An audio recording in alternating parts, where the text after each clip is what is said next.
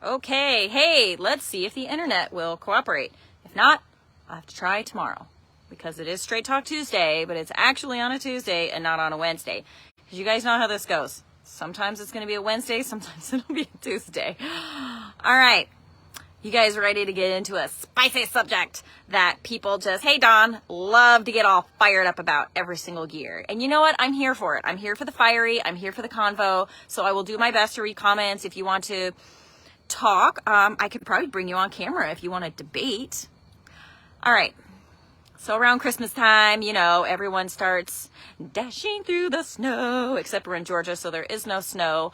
Moreover, what prompted me to talk about this in a Straight Talk Tuesday versus a static post is I was listening to the Christian station, on the way to, I say Christian station because it almost feels stupid saying that at this point, because they're okay, so if you're not aware, I am a Catholic Christian. I am a practicing Catholic Christian, which is not the same as Catholic in name only peoples.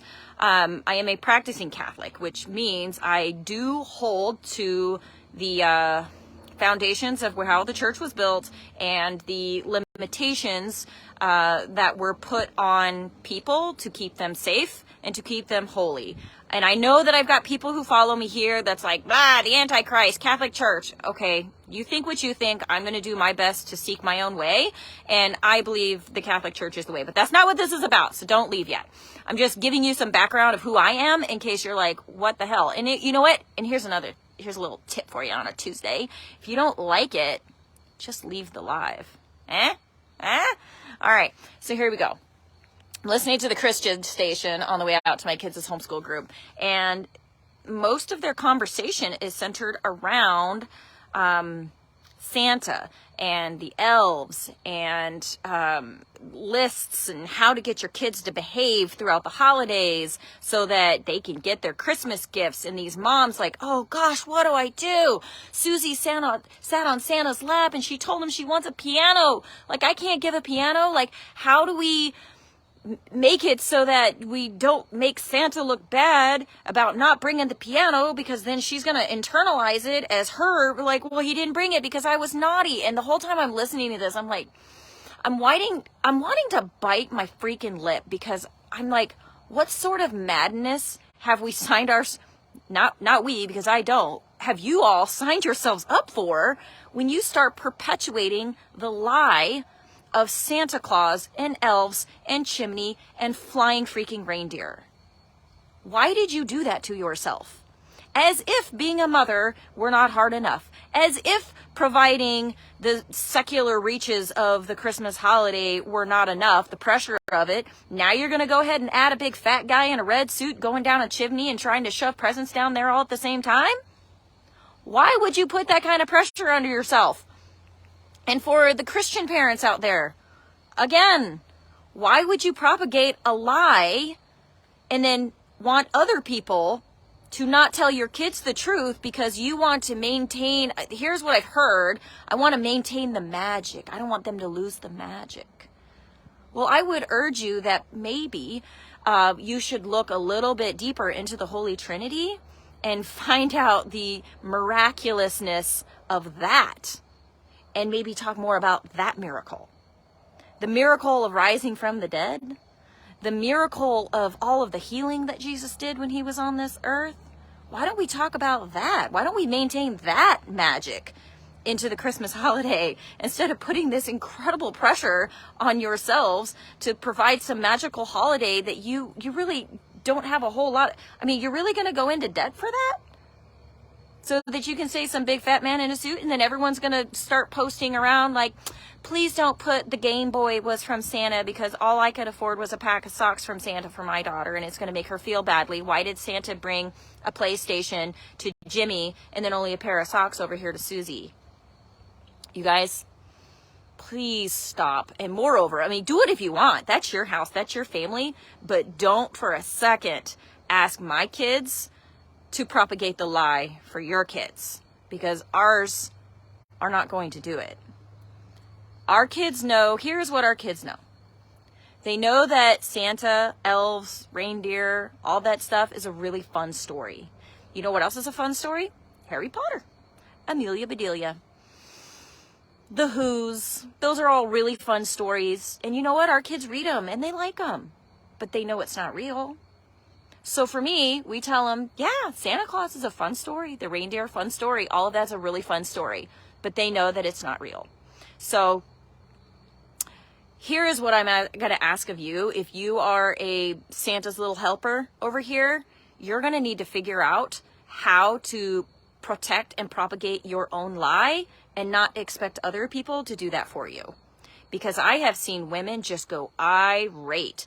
Johnny came to school and said there was no Santa, and now Jimmy knows it. It's like, well, there's not. So what was my kid supposed to do? Come there and be like, you're right, sure enough. So I'm not going to do that because I teach my kids not to lie. It's actually in the Bible, not to lie. So they're not going to tell a lie. Now, are they just going to walk up to your kid and be like, hey, bro, did you know there's no fat guy in a suit? Ha, sucker. Of course not. I said, you know what? Don't even bring it up. If anyone says, hey, Santa's going to bring this item, then just say, wow, that sounds really nice, and move on.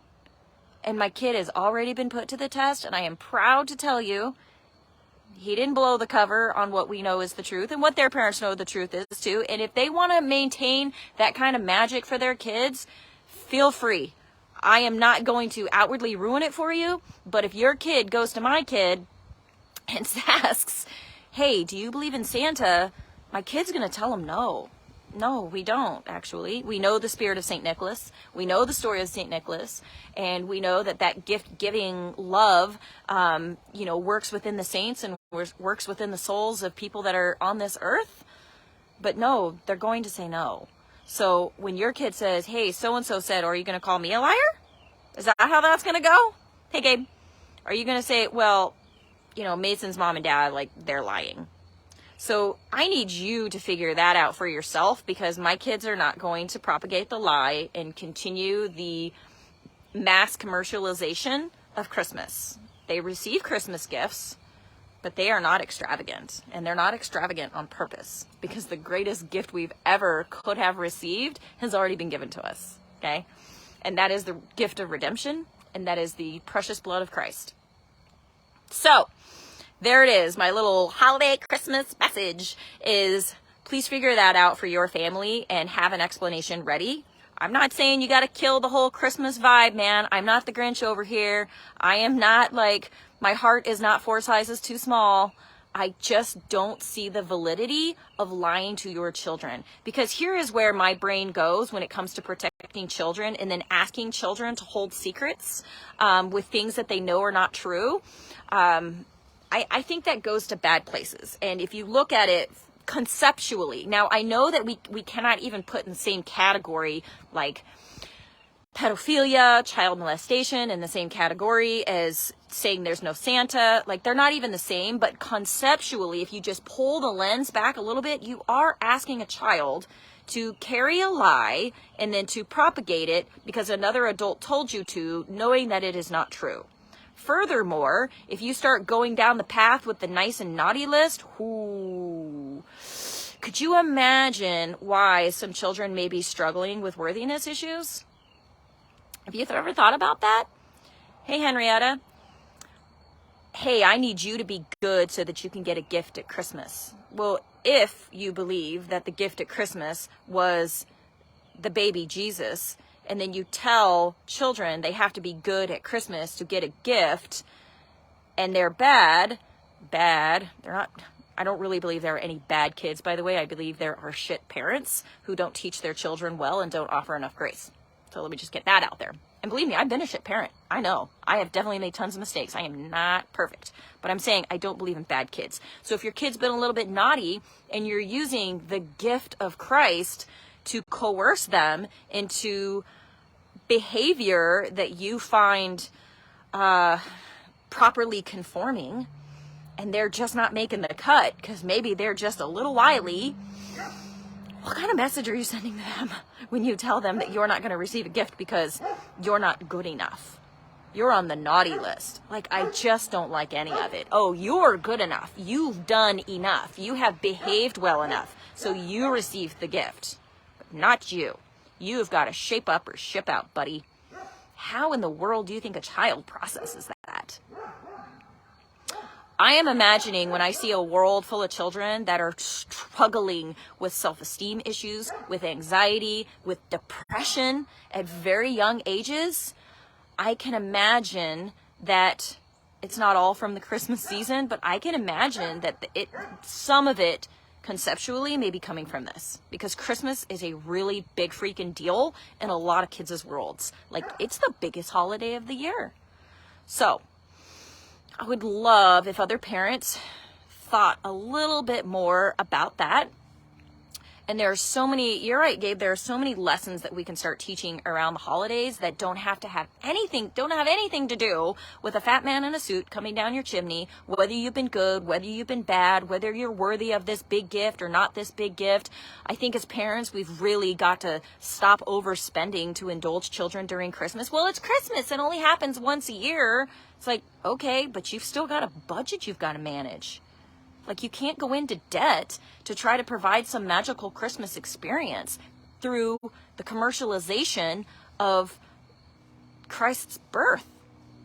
I mean, you're like selling the dude out here.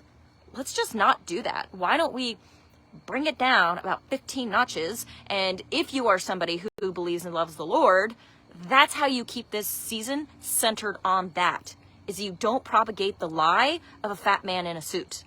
That's how you keep Jesus at the center of it. You inform your children. That's a story. This is truth. That's fun to play with and tell, but this is truth. I see a lot of parents asking, how do I keep Christ at the center? How do I do it? I'm like, well, I'll tell you how not to do it.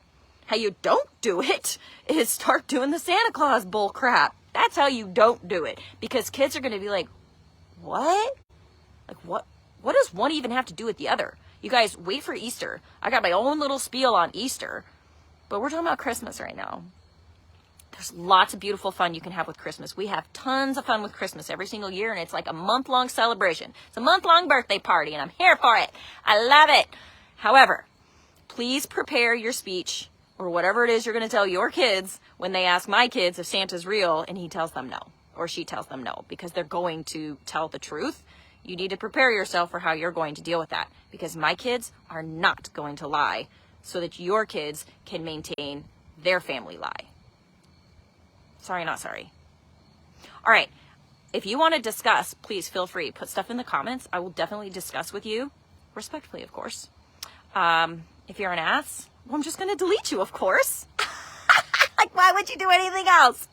Anyway, I got to head inside. My husband was already like, Tiff. So who knows what he needs in there. It's probably like, need some food cooked. I'm just kidding. He can cook. He's capable.